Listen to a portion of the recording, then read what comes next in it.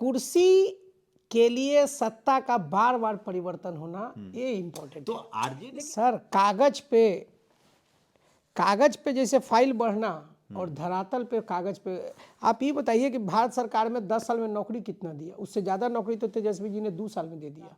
लेकिन नीतीश जी के जाने के बाद अब वहाँ पे मांझी जी कंफर्टेबल नहीं है, कुशवाहा जी कंफर्टेबल नहीं है, चिराग जी कंफर्टेबल नहीं है। इस बातों को भी तो ध्यान रखिएगा आप कि वहाँ किसी का नाम ले कल वही हमको ब्लैकमेल करें, तो समय के हिसाब से ही फैसला लिया जाएगा। हम लोग तो, मेरे नेताजी पिछले बार भी बहुत कोशिश किए महागठबंधन के साथ रहने का, उन लोग को समझ में नहीं आया। आज तेजस्वी जी को भी पता होगा कि वो जो 12,000 वोट का अंतर रह गया दो सरकार के बीच में, अगर वो कांग्रेस को 70 सीट की जगह दिए, उसको उतना सीट दिए, उसको उतना सीट दिए, अगर 20 सीट और एडजस्ट कर लेते तो आज दिने नहीं देखना पड़ता। आज ही मैंने एक वीडियो डाला है कि बिहार, झारखंड और यूपी, ये 3 ऐसे राज्य हैं जहां बीजेपी के लिए बड़ी मुश्किल है। खासकर बिहार में एक बड़ा तुरुप का पत्ता है, नाम है उनका मुकेश सहनी, और आप जानते हैं वीआईपी उनकी पार्टी का नाम है। पिछली बार उनके लगभग 4 से 5 विधायक जीते थे, वो खुद मंत्री थे, बीजेपी ने उनके पार्टी को तोड़ दिया। बिहार में जो सोशल कॉम्बिनेशन बन रहा है, आरजेडी के पक्ष में मुकेश सहनी जाए तो भी 3 से 4% वोट का टर्नओवर है, या वो महागठबंधन में जाए या फिर एनडीए में जाए।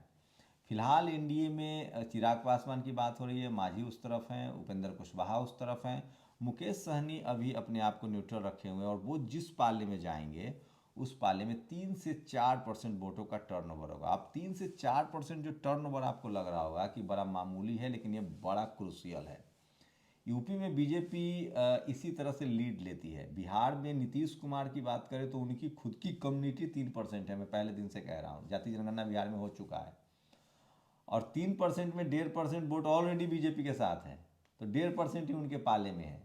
उस समय में सोचिए, मैंने पहले भी आपको समझाया कि 30-30% का खेल है। एनडीए के पास 30% है, आरजेडी के पास 30% है। मुकेश सहनी जिस पाले में रहेंगे वो पाला बड़ा हो सकता है। और मेरे साथ वीआईपी के national spokes person Yadav ji हैं। यादव जी, नेशनल दस्तक पर स्वागत है पहले तो आपका। सब दर्शकों अभी आपके पार्टी प्रमुख कह रहे थे कि हम न तो 9 में है न 13 में, हमारी तो बीजेपी ने पार्टी ही तोड़ ली। तो जो सच तो है वो कहाँ जाएंगे आप लोग? देखिए, राजनीति में कहाँ जाएंगे वो तो समय और मतलब सामने वाला भी क्या मौका देता है उस पर डिपेंड करता है। परिस्थिति के अनुसार फैसला लिया जाता है। जैसे अभी नीतीश जी पलटी मार गए, जो अनएक्सपेक्टेड था। मैंने इंडियन इतिहास में जैसे पॉलिटिक्स का जब पढ़ाई होता है, पॉलिटिकल साइंस का, तो नीतीश कुमार एक नया अध्याय है। अब नीतीश कुमार एक नो डाउट एक अच्छा नेता थे, काम करने वाले थे, लेकिन क्रेडिबिलिटी थी, लेकिन वो क्रेडिबिलिटी जीरो कर दिए। वो अच्छी बात नहीं है। नेताओं का स्तर अभी मैंने आपके मैं पास यही रोकता हूँ। एक बात बताइए, अच्छी बात बताइए, नीतीश कुमार कभी आरजेडी के साथ जा रहे हैं, कभी बीजेपी के साथ जा रहे हैं, ठीक है? तो आरजेडी बीजेपी भी तो हर बार गठबंधन करती है, तो उनके क्रेडिबिलिटी पर बैकवर्ड होकर कोई पार्टी ना बदले। बीजेपी के कांग्रेस के 150 के करीब नेता बीजेपी में चला जाता है, बीजेपी की पूरी सवर्ण नेता पार्टी राजनीति में गठबंधन चलते रहता है। शंभू भैया एक बात सुनिए, कुर्सी के लिए सत्ता का बार बार परिवर्तन होना ये इम्पोर्टेंट तो है। आरजेडी भी तो सत्ता में आती है ना, बीजेपी नहीं। आरजेडी और बीजेपी पर सवाल क्यों नहीं? सवाल तो सब पे है, लेकिन अगर मिलीजुली सरकार बनती है, नीतीश कुमार अकेले तो नहीं बन रहे हैं मुख्यमंत्री। नहीं, मुख्यमंत्री अकेले बनने के लिए ही वो सब कुछ कर रहे हैं। मुख्यमंत्री बन रहे हैं, लेकिन गठबंधन कभी 2 बार आरजेडी में गए, 3 बार बीजेपी में आए, तो इन दोनों पार्टियों की क्रेडिबिलिटी पर भी तो सवाल उठता है ना सर। हमको हाँ, एकदम सही, आप एकदम सही बात कह रहे हैं कि क्रेडिबिलिटी तो तीनों का खराब होता है, लेकिन चोर का सरदार तो एक को कोई रहेगा, जो मुख्यमंत्री है उसकी जिम्मेदारी ज्यादा है। और वो सिर्फ कुर्सी। देखिए, आप एक बात समझिए, अभी आपके पास आते हुए वैसे ही फेसबुक पे पकड़ रहे थे, हरिशंकर प्रसाद जी का एक लाइन था अभी, हरिशंकर प्रसाद जी वो जो कि राजनीति में मर्दों ने वेश्याओं को भी पीछे छोड़ दिया है। बड़ा अच्छा अभी लाइन था कि राजनीति में मर्दों ने वेश्याओं को भी पीछे छोड़ दिया है। इसलिए ये बहुत इशू नहीं है, ये बहुत इशू नहीं है। हरिशंकर प्रसाद जी बहुत बड़े साहित्यकार रहे हैं। आप प्रोस्टिट्यूशन को, बहुत सारे देश में प्रोस्टिट्यूशन जो है Legalize जो है। लीगलाइज है, तो आप क्या उस प्रोफेशन के लोगों को गाली दे रहे हैं? नहीं नहीं नहीं नहीं नहीं, या मैं भारत में चूंकि मैं लीगलाइज कोट कर नहीं, देखिए आपको अभी पहला लाइन बोला कि समय और परिस्थिति के हिसाब से हर कोर्ट ना अपने अपने अकॉर्डिंग टू चलिए, सिचुएशन भारत चलता में है। वो एक गाली ही है, नहीं लीगलाइज नहीं है। नहीं, चलिए आगे लीगलाइज बढ़ते नहीं हैं। है, लेकिन वो मेरा लाइन नहीं है, वो मैंने कोट किया है कि हरिशंकर प्रसाद जी का लाइन है कि राजनीति में, भारत में राजनीति में मर्दों ने वैश्याओं को भी पीछे छोड़ दिया है।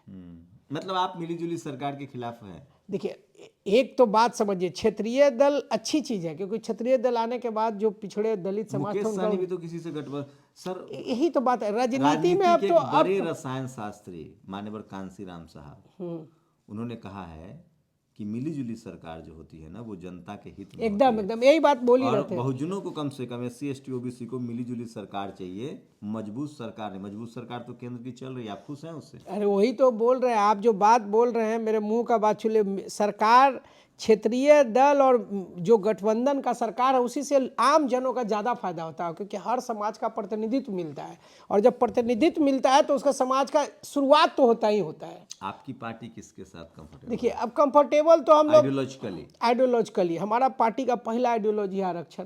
तो हम सामंतवादी के तो ऐसू अगेंस्ट रहना चाहते हैं, लेकिन परिस्थितियों के हिसाब से खेलना पड़ता है। बीजेपी से बढ़िया आप कौन आ रहा? सोशल जस्टिस की पार्टी है, कर्पूरी ठाकुर की जयंती भी मना रही है, आज जगदेव प्रसाद की भी जयंती मना रही थी, प्रधानमंत्री OBC, यहाँ डिप्टी CM उसने OBC दिया, उसका अध्यक्ष OBC है। मोदी जी कागजी OBC हैं, बाय बर्थ OBC नहीं है।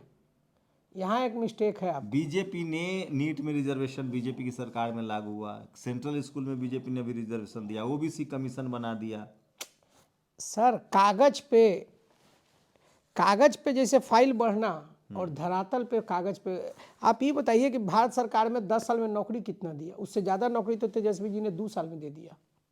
रेलवे को अगर माइनस कर दीजिए, केंद्र में रेलवे को माइनस कर, वैकेंसी आई अभी, हाँ। फिर बाद 10 सालों में तो आ गई होगी, 2-3 लाख आ गई होगी, ऐसी नहीं है। 2000-4000 करके सेक्शन वाइज भी आ गया होगा, लेकिन हम उसका डाटा नहीं है। लेकिन रेलवे को माइनस कर दीजिए तो भारत सरकार 10 साल में 5 लाख मतलब नौकरी दिया मुकेश है। सहनी की ज्यादा संभावना है कि वो महागठबंधन की तरफ जाएंगे। देखिए, संभावना तो, राजनीति से संभावना तो हमेशा, और नेचुरल सी बात है कि जो अलायंस में जहां मेरे नेता को इज्जत मिलेगा, जहां आरक्षण की बात होगी, हम तो वहीं जाना चाहेंगे। मेरे आरक्षण की बात कौन करेगा? मोदी जी 10 साल से हैं, कागज पे लिख के दिए थे। बिहार में जब गठबंधन करने आए थे 15 में, तो मंगल पांडे जी सब लिख के दिए थे, प्रदेश अध्यक्ष थे, कि हम आरक्षण की बात करेंगे। सत्ता में आए थे, हमारा पार्टी को आरक्षित कर लिए। तो बेईमानी का तो कोई तो सीमा है आप लोग तो अति पिछड़ा में हैं, निषाद कमेटी के लोग ऑलरेडी रिजर्व कैटेगरी में है, तो क्या शेड्यूल कास्ट डिमांड कर रहे नहीं, मैं शेड्यूल कास्ट ही डिमांड है, क्योंकि दिल्ली में शेड्यूल कास्ट है, यूपी के कुछ जो हमारा उपजाति है, जैसे मझवार, एक और कौन जाति है, दो, सबको शेड्यूल का है, ठीक है ना। कलकत्ता में शेड्यूल का है, और पूरे इंडियन कम्युनिटी में बहुत ऐसे स्टेट है जहाँ पे है उनको। तो हमको बिहार में तो क्यों आप नहीं? लोग ओवरऑल आरक्षण बढ़ाने की बात नहीं करेंगे, overall- तो इससे तो लड़ाई हो जाएगी ना, जो शेड्यूल कास्ट में ऑलरेडी लोग हैं। जैसे जाति जनगणना, जैसे बिहार में जाति जनगणना हुई, कितनी संख्या हुई है निषाद कम्युनिटी के यहाँ? निषाद कम्युनिटी में नीतीश जी ने यहाँ पे बड़ा चालाकी से क्या कर दिया कि सहनी अलग, मल्ला अलग, बिंद अलग, बेलदार अलग, नोनिया अलग। टोटल कितना है? आप 9.5%, 9.67%। और पेपर में ऐड निकाला नेताजी ने, वो आपको हम दिखा सकते हैं। निषाद कम्युनिटी 9% संख्या है। 9.67%। दिखाइए। आपको हम दिखा भी देते हैं। 9% तो ये 9.5% के बाद सबसे बड़ी संख्या है। सबसे बड़ी यही जो है ना, वो लोग ना चालाकी से, तो यूपी में भी यही हालत होगी। यूपी में भी होगी। और पेपर में ऐड दिया है नेताजी ने, पेपर में ऐड दिया था नेताजी ने हमारा, कि हम कितना है। आप लोग ये बात कहाँ बताते हैं लोगों को? अरे बताते हैं क्या आप? हम लोग को इका अभी बोल रहे हैं कि सोशल जस्टिस का बात करने के लिए, तो बात तो वही है कि हम लोग जो काम 9% कह रहे हैं। 9.67%, 9.67 पेपर में ऐड दे के फोटो निकला कि हम कौन कौन जाति, सबसे ज्यादा यादव आए हैं। यादव। हाँ। और उसके बाद हमारे जाति, छोटी जातियों के नाम पे हमको बांट दिया गया, ठीक है ना। तो वही अब आपको दिखा। खोजिए, आराम से खोजिए, कोई जल्दबाजी। सोचिए, ये बड़ी बात है, तब तो मुकेश सहनी की बहुत बड़ी ताकत है। 9.5% है। ये रहा, मिल गया। नहीं मिला, 1 मिनट खोज रहे हैं। अभी देखिए, जातीय जनगणना ये दिसंबर में हुआ था ना। एक्सीडेंटल इंटरव्यू चल रहा है, इसलिए हम लोग कोई बहुत ये सोचिएगा ना कि हम लोग कोई प्लानिंग करके इंटरव्यू करते हैं, सेटिंग वेटिंग करके करते हैं, ऐसा नहीं है। जो जहाँ जिस समय मिल जाए हम लोग की बातचीत होती है। और अचानक और पटना आ गए थे सोशल आप। जस्टिस के बड़े पैरोकार हैं। और मैं आपका पूरा नाम भूल आनंद रहा मधुकर यादव। ये मधुकर को लेकर मुझे, मैं सोच रहा था इनको मधुकर यादव कहूँ या आनंद यादव कहूँ, आनंद मधुकर यादव। और सोशल राजनीति समझ, सोशल जस्टिस को लेकर बड़े संजीदा लोगों में से हैं। और सोशल जस्टिस को लेकर मधुकर जी लगातार काम करते हैं। तो और ग्रामीण क्षेत्रों में बहुत प्रभाव है इनका। ग्रामीण इलाकों में मैं बताऊंगा, एक ब्लॉक में इनकी पत्नी जो हैं श्रीमती जी, वो ब्लॉक प्रमुख हैं। प्रमुख हैं या प्रमुख है, पंचायत प्रमुख। ब्लॉक प्रमुख है। और उन्होंने उस पूरे ब्लॉक को उनका काया पलट कर दिया है, एक ब्लॉक ब्लॉक का। उस पर भी हम लोग किसी दिन बात करेंगे, मैडम से भी बात करेंगे, उसको दिखाऊंगा भी। और इसी वजह से मैं इनका इंटरव्यू भी कर रहा हूँ कि ब्लॉक प्रमुख। चलिए हम मान लेते, ये दैनिक भास्कर में ऐड आया इनका है, जाति कोड है अमात, केवट, केवर्त, कोल, गोंडी, गोड़ी छावी, गोड़ी, गंगई, गणेश। गंगोता, रुकिए एक सेकंड। तो अच्छा, पॉइंट पॉइंट सब मिला के सब मिला टोटल के देखिए कितना है। 9 पॉइंट। 3%, मोटा मोटी यही लोग 2% और एक 3% को जोड़ते हैं। नहीं नहीं सर, मल्लाह, यहाँ रुकिए देखिए ना, ना एक सेकंड एक सेकंड। मल्लाह, नोनिया, बिंद। चलिए, तो ये चूंकि बहुत सारी जातियां बनाई गई है नहीं, भारत छोटी में। छोटी, जैसे मंत्री, बहुत ऐसा मंत्री जी का टाइटल गांव में सब लिखता तो है वन पर। कितना, चलिए 9% शायद 9.67%। यहाँ देखिए, हाँ, हम आपके 10% हम कह रहे हैं। टीवी में भी दिखा देते हैं 9.64%। ठीक है, उल्टा और हो रहा है। सारी चलो जाति, चलिए, 10%। आप लोग कितना सीट आप लोग डिमांड कर देखिए रहे हैं? कोई डिमांड नहीं है। राजनीति समझौता और वक्त के हिसाब से हमको शुरू से करें कि नज़ाकत का टाइम है। अभी जो नज़ाकत है उस हिसाब से अभी जीने का समय है, अभी लड़ने का समय नहीं। अभी मिलजुल के भाजपा से गठबंधन बनाना है तो मजबूती से बनाना है। अगर कहीं भी लड़ना है तो मजबूती से लड़ना है, किसी को हराना है तो मजबूती से हराना है। लेकिन पिछला गठबंधन आप लोग बीजेपी में थे, तो बीजेपी ने हम लोग साथ चीटिंग किया। तो अब नहीं जाएंगे, क्या गारंटी है? गठबंधन, राजनीति में तो सब संभव है। राजनीति में संभव तो क्या है, वो नीतीश जी बता ही दिए, कुछ भी संभव है राजनीति में। आपको मैंने बोला कि पॉलिटिक्स साइंस में अब एक नया अध्याय चलेगा श्री नीतीश कुमार जी, इसमें तो कोई डाउट नहीं है। तो आप लोग का दोनों ऑप्शन खुले हैं आप लोग के? ऑप्शन तो हमारे लिए खुले ही खुले हैं। क्या होगा वो तो आगे भविष्य तय करेगा। लेकिन नीतीश जी के जाने के बाद अब वहाँ पे मांझी जी कंफर्टेबल नहीं है, कुशवाहा जी कंफर्टेबल नहीं है, चिराग जी कंफर्टेबल नहीं है। इस बातों को भी तो ध्यान रखिएगा आप कि वहाँ कोई कंफर्टेबल स्थिति में नहीं है। अब आप लोग ज़्यादा कंफर्टेबल किसके साथ? देखिए, अब कंफर्टेबल तो क्या है कि अभी हम फिर आपको बोल रहे हैं, किसी का नाम ले कल वही हमको ब्लैकमेल करें, तो समय के हिसाब से ही फैसला लिया जाएगा। हम लोग तो, मेरे नेताजी पिछले बार भी बहुत कोशिश किए महागठबंधन के साथ रहने का, उन लोग को समझ में नहीं आया। आज तेजस्वी जी को भी पता होगा कि वो जो 12,000 वोट का अंतर रह गया दो सरकार के बीच में, अगर वो कांग्रेस को 70 सीट की जगह दिए, उसको उतना सीट दिए, उसको उतना सीट दिए, अगर 20 सीट और एडजस्ट कर लेते तो आज दिने नहीं देखना पड़ता। बोचहा में अभी रिजल्ट जो आया था उसमें कितने वोट आए थे आपके? हमें 30,000 आया था, बीजेपी को 40,000, 42,000, हमें 32,000 या 31,000। आप ही समझिए, सिंगल लड़े थे बीजेपी जदयू। कितने से जीत गई थी? 40,000 से, 36,000 से जीती थी। और तो 32,000 हमें वोट बड़ा आए थे। फैक्टर तो है, आप लोग बड़ा फैक्टर हैं चुनाव में। और क्या है, तो मतलब मुकेश जी चुनाव लड़ेंगे इस पर? लड़ेंगे, नेता हैं, लड़ना चाहिए। अब वो बाकी फैसला तो समय के हिसाब से तय होता है। क्या होता है कि अपना नेता लड़ते हैं तो बहुत जगह प्रचार प्रसार ये भी देखना पड़ता है। पार्टी के स्टार प्रचारक हैं, पार्टी सुप्रीमो है, सब जगह देखना पड़ता है। गठबंधन का भी प्रचार करना पड़ता है। तो अकॉर्डिंग टू सिचुएशन। तैयारी कैसी है आप लोग, क्या तैयारी है 2024 के लिए? अभी तो चल रहा है 24 का। तो अभी देखिए कि अब हम लोग छोटा पार्टी है, हम लोग को यही होता है, गठबंधन लेता है लोग यूज। हम लोग पिछले बार से ही माननीय हमारे अध्यक्ष ने सबको कह रखा कि हम 25 का भी बात करना चाहते हैं, तभी गठबंधन करेंगे। एकदम क्रिस्टल क्लियर है। हम छोटी पार्टियां, बाद में आप हमको ये सीट थमा देते हैं, वो सीट थमा देते हैं। आप हमको पहले बता दीजिए, ठीक है, आपको जो मन है। मतलब आप लोकसभा चुनाव में विधानसभा भी बात कर? हाँ एकदम, क्योंकि हम लोग को बाद में ब्लैकमेल होना पड़ता है और ब्लैकमेल होने से ही परेशानी होता है। नहीं, आपकी तैयारी चुनाव को लेकर के अभी आप लोगों ने कार्यकर्ताओं से आप मेंबरशिप बढ़ा रहे थे, देखिए आई अभी कार्ड हमारे आपकी पार्टी का मैंने सुना है सबको आई कार्ड मिला है। आई कार्ड नहीं मिला है। आपने अभी एगो कोरोना का दवाई बना था, वैसे ही अभी गंगा जल का दवाई बना था।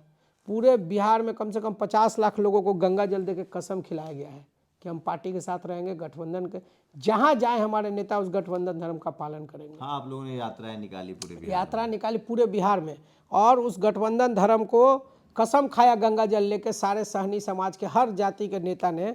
अभी आप बोल रहे थे आपके यहाँ बिंद और बेलदार दो जाति तो नहीं है, हम लोग बेलदार को ही बिंद बोलते हैं गांव क्षेत्र में। यहाँ पे डाटा मैं तो जाति व्यवस्था, मैं तो मुझे तो अरे लगता हम है उसमें संवैधानिक जो नाम है है, हमारा SC ST OBC। लेकिन इस बात को तो अभी एक्सेप्ट नहीं ना कर पा रहे हैं। आपके जितना अगर इंटेलेक्चुअल बैकवर्ड समाज हो जाए, दलित समाज हो जाए, तो फिर इस बात का विवादे खत्म हो जाए। हम लोग को तो बेवकूफ़ बना के आज हमारा ही समाज का लोग ज़्यादा दुश्मन है फॉरवर्ड हमें से। तो जातियों में बांटा इसलिए गया था कि हमारा शोषण हो। तो आप बाबा इसी साहब बात ने जो हमें अच्छा देखिए, संवैधानिक नाम आज दिया नीतीश है। कुमार जी इतने बड़े समाजवादी नेता हैं, वो बिंद को अलग कर दिए, बेलदार को अलग, नोनिया को अलग, चाय को अलग, गोरी को अलग। नहीं, वो तो जबकि जाति जनगणना हुई है इस वजह से तो वो क्यों अच्छा वो काहे नहीं कर दिया? बधिया कुर्मी आरक्षण अलग, तो बढ़ा ना EBC का। धवैला कुर्मी अलग, कोचैसा कुर्मी अलग, काहे नहीं कर दिए? कितना है कुर्मी, कितना % है? 2.68% है। तो का तो फिर बात यही है, आप 2.68% है। जो आदमी संगठित समाज को करना चाहिए उसको आप बिखराव पैदा कर रहे हैं। आप हम इसी बात, आप दोनों बात आप ही कर रहे हैं कि उसको क्या बिखारिएगा। ठीक है, तो हमारा जो समाज बिखरा हुआ है, आप बैकवर्ड समाज के एक प्रोद्धा हैं, समाजवादी के इतने बड़े नेता हैं, तो आपको तो और चाहिए। आप तो लवकुश का नाम जोड़ के शासन में आए, तो आप और शासन को जोड़ने के लिए लोगों को अलग अलग क्यों किए? हमारे यहाँ तो गांव में चलिए, आप आपके बड़ी से दूसरे नंबर की ताकत है अगर जाति जनगणना के आज हिसाब नहीं से तो देखिएगा, आज 2-4 सालों में जब सत्ता में आएंगे तो लोगों को हम जब संगठित करेंगे तो आप समझ जाइएगा कि हमारी पार्टी कितनी मजबूती है। तो 2000 अगर मान लीजिए अगर किसी ये भी संभावना है कि किसी गठबंधन में ना हो जाए, तब फिर कैसे, तब तो क्या कैसे पूरे रहे? 40 सीटों पर लड़िएगा? जो अगर मान लीजिए वैसा आएगा तो 40 सीट पे लड़ेंगे। क्या पिछली बार 2 बार निर्दलीय लड़े ना, 3 बार निर्दलीय लड़े, तो एक बार 25,000 वोट आया। लालू जी और नीतीश जी के बाद बिहार में कौन ऐसा दल है आपके जानकारी में, कौन ऐसा दल है जो लड़ा तो अपना जमानत बचा लिया है? बताइए। डबल डिजिट में वोट आ रहा है आप लोगों को, 10,000 से ऊपर ही आ रहा है। 10,000 से ऊपर ही आ रहा है। 3 बार लड़ चुके हैं। और एक तरफ कौन लड़ते हैं? आरजेडी, कांग्रेस, माले, सब कोई मिला रहता है। एक तरफ बीजेपी, नीतीश जी, मांझी जी, मैंने सारे दल मिलकर 6-6 दल लड़ते हैं, हम अकेले लड़ रहे हैं। और आप 90 के इतिहास के तो बाद आप लोग एक पार्टी उठाइए। कितना एक्सपेक्ट कर रहे हैं? 2 seat, 3 seat, 4 seat, 5 seat Lok Sabha में कितना एक्सपेक्ट कर अब रहे हैं? एक्सेप्ट कितना करेंगे वो तो सिचुएशन से है। गठबंधन में कितने पार्टी हैं? गठबंधन में 3 ही दल है, तो हम चाहेंगे कि ज़्यादा है। अभी के सिचुएशन में चिराग जी, अगर देखिए चिराग जी जिस उभार से उभरे हैं, नीतीश जी के खिलाफ बोल के उभरे हैं और वहाँ रह गए, तो उनका दबाव नहीं होगा। उनका जो अपवर्ड्स हुआ पॉलिटिक्स, वो तो फिर डाउनवर्थ में जाएगा। आज युवाओं को आगे आने का ज़रूरत है। हम भी एक युवा हैं, हम चिराग जी के साथ भी रहे हैं। हम चाहेंगे मुकेश सहनी जी, चिराग पासवान जी और तेजस्वी 3 को मिलकर लड़ेंगे ना, तभी नीतीश और बीजेपी ना पूरा बिहार में धुआं धुआं हो जाएंगे। सब समझ में आ जाएगा राजनीति उनको। ये भी संभव है। राजनीति में तो कुछ भी संभव है। अरे लोग कह रहे हैं कि कंफ्यूजन है, शायद इस बार बहुमत को लेकर नीतीश जी और बीजेपी गठबंधन को मुश्किल हो सकती है। अब क्या है वो तो 5 दिन बाद पता चल जाएगा, 10 दिन का बात है। लेकिन नीतीश जी जो कर रहे हैं, मार्जिन तो एकदम कम ही है ना, मार्जिन तो कम ही है ना। आज मांझी जी देखिए, आज भी आप बैकवर्ड दलित समाज का बात कर रहे थे। मांझी जी का 5 विधायक है, 4 विधायक है, तो उनको मंत्री दे दिया, छोटा सा मंत्रालय दिया ना। और वही सुमित सिंह जी है, अपर कास्ट से हैं, तो उनको दिया बढ़िया मंत्रालय। क्यों? वो किस पार्टी से हैं? निर्दलीय हैं, 1 विधायक है। अच्छा, उनको क्या दे दिया? उनको दिया है कैबिनेट का अच्छा विज्ञान एवं प्रौद्योगिकी जो भी है अच्छा मंत्र। सोशल जस्टिस पकड़ा दिया क्या सुमन जी को, संतोष जी को, सुमन जी को? वही समाज कल्याण। चलिए, तो मैं फिर कह रहा हूँ, कांसीराम साहब कहते थे मिली जुली सरकार जो है वो जनता के हित में होती है। और आप लोग भी मिली जुली सरकार को लेकर जो नकारात्मकता ये टीवी अखबार फैलाता है उससे बचिए। मंडल कमीशन लागू हुआ जब मिली जुली सरकार थी वीपी सिंह की। दलित खासकर बैकवर्ड समाज को कॉलेज यूनिवर्सिटी में रिजर्वेशन मिला जब UPA 1 की सरकार थी, जिसमें मायावती या मुलायम सिंह यादव उसके बाद आपको बता दें रामविलास पासवान, लालू यादव, सब लोग थे। यूपीए 1 जो मनमोहन सिंह प्रधानमंत्री थे, उसी से देश का तरक्की भी हुआ सबसे ज्यादा। और यूपीए 2 में इन सबको बाहर का रास्ता दिखा दिया गया। लालू यादव बाहर थे, रामविलास पासवान बाहर थे। बिहार में जो सरकारी नौकरियां मिल रही है उसकी वजह है मिलीजुली सरकार। मैं फिर कह रहा हूँ, टीवी अखबार आपको झूठ फैलाता है। बिहार, यूपी में, झारखंड में जाति पर वोट नहीं होता है, और जातिवाद के खिलाफ एक बात लड़ाई और है। शंभू जी, 2004 से पहला यूपीए गवर्नमेंट में बिहार सरकार को 96,000 करोड़ रुपया मिला था।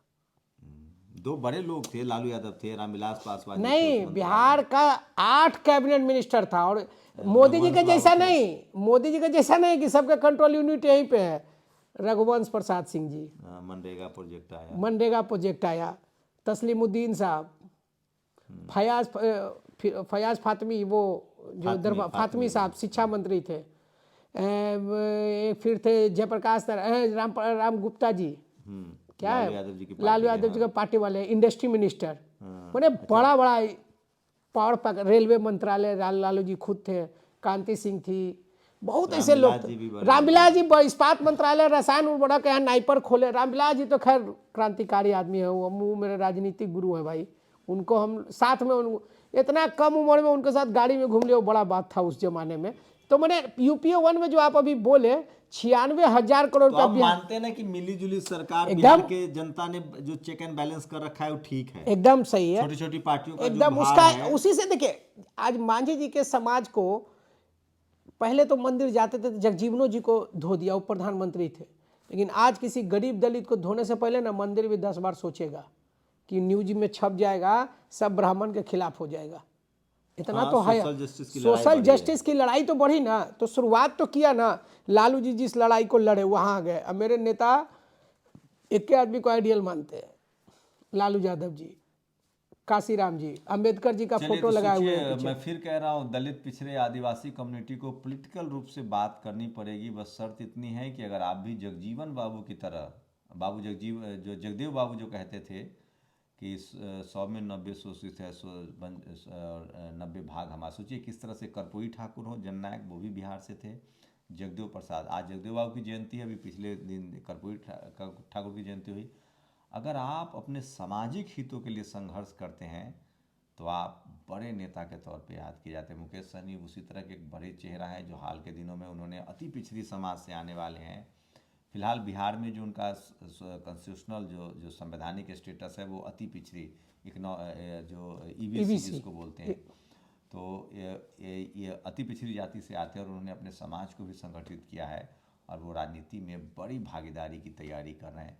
मैं फिर कह रहा हूँ, मुकेश सहनी की पार्टी जिस गठबंधन में भी जाएगी, ये कह रहे हैं कि 9-9.5% उनकी आबादी है, एक बड़ा वोट बैंक है और बड़ा फैक्टर होगा। और देखिएगा 2024 के चुनाव में और उसके बाद 2025 के विधानसभा चुनाव में निर्णायक मुकेश सहनी के एक बड़ा फैक्टर होंगे। शुक्रिया हमसे बातचीत करने के लिए। धन्यवाद। आप लोग अपनी प्रतिक्रिया जरूर दीजिए। और फिलहाल हम लोग देखते हैं कि जो बहुमत सिद्ध करना है नीतीश कुमार को, कहीं उसमें न खेल हो जाए। शुक्रिया। और एक और बात बता दूं, मुकेश सहनी की पार्टी का विलय जो है बीजेपी ने गठबंधन में रहते हुए, तब नीतीश जी मुख्यमंत्री थे, बीजेपी के साथ गठबंधन में थे, और मुकेश सहनी जी की पार्टी को विलय करा लिया गया था। उनके सारे विलय नहीं, पार्टी विलय नहीं सर, चारों विधायक को विलय करा लिया गया था। अच्छा, तो पार्टी विधायकों की संख्या खत्म हो। शंभू जी, आप सोशल जस्टिस के बड़े नेता हैं, विधायक का कोई वैल्यू नहीं है। मैं नेता नहीं हूँ, सोशल जस्टिस के बढ़िया पत्रकार हैं और मैंने कलम तोड़ पत्रकार हैं, सोशल जस्टिस के लिए लड़ते रहते हैं। हाँ, तो बैकवर्ड न्याय की बात है वो मैं करता हूँ, करते, डरते नहीं है आप। मैंने बैकवर्ड समाज नहीं डरना चाहिए। आप डर जाइएगा तो फिर कलमे मर गया तो फिर बचा क्या। तो सोच याद रखिएगा, वोट का पॉलिटिक्स होता है, नेता से एक होता है, विधायक 243 है, लेकिन नेता गिनती से अंगुली पर होता है भैया। नेता बिहार में अब 3 गो है, बीजेपी पार्टी है, चिराग जी, सहनी जी या तेजस्वी जी, बाकी कोई नेता नहीं बचा। ये भी याद रखिएगा। से तो यही लग रहा है कि मुकेश सहनी फिलहाल महागठबंधन में जाते हुए दिख रहे हैं। जितनी बार से उनके नेशनल स्पोक्स पर्सन नहीं आनंद मधुकर के नाम जवान पर जितनी बार तेजस्वी यादव का नाम है, लगता है कि बातचीत कुछ अरे देखिए, बातचीत नहीं है, हम युवाओं की बात किए कि 3 आदमी नेता हैं बचे अभी बिहार में।